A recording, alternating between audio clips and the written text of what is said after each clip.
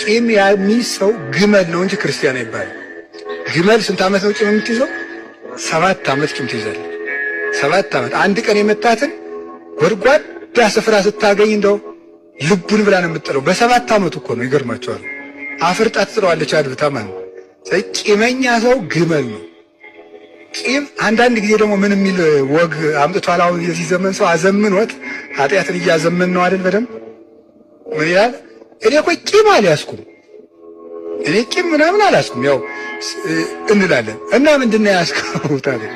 እኔ እኮ ቂም ይዤ ምናምን አይደለም። እና ምንድነው ሲባል ያው በቃ እንግዲህ አብረን መኖር ካቃተን ያው ራቅ ብለን እንቀጥል ነው እንጂ ቂም አልያዝኩም እንላለን።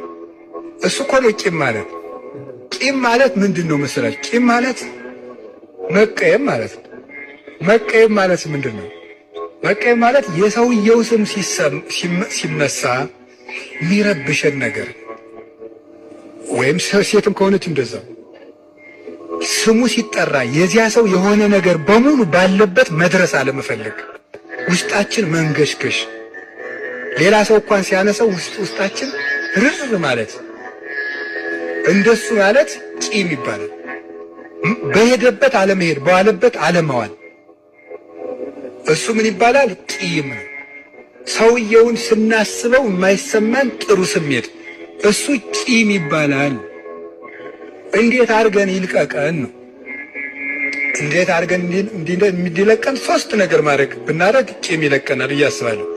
አንደኛው የሚለቀን ምንድን ነው? ሰው ወዶ ኃጢአት አይሰራም በሉ። እስቲ በሉ ሁላችሁ በሉ እንጂ ድገሙ። አሁን እዚህ ውስጥ ከእናንተ መካከል እስቲ ሲኦልን የሚወድ አለ? አውጡ ያውጡ። እሺ የማይወድ አትወዳላችሁ?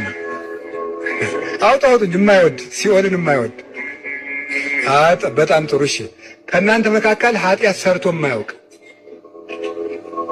እሺ ሰርቶ የሚያውቅ? በጣም ጥሩ። ሲኦልን ካልወደዳችሁ ለምን ኃጢአት ትሰራላችሁ? ሰው ወዶ ኃጢአት አይሰራም በሉ እንጂ ምን ማለት ነው እንግዲህ? አቅቶት ደክሞት ሰይጣን መከራ ብልቶት ዕውቀት የሌለው ሆኖ ገና በቅድስና ያላደገ ሆኖ በአስተዳደግ ብዙ ነገር ተደርቶበት መጥቶ እንደዚህ ሰው ተፈታኝ ስለሆነ የሚፈተን ስጋ ስላለው ራስ ወዳድነት ስላለበት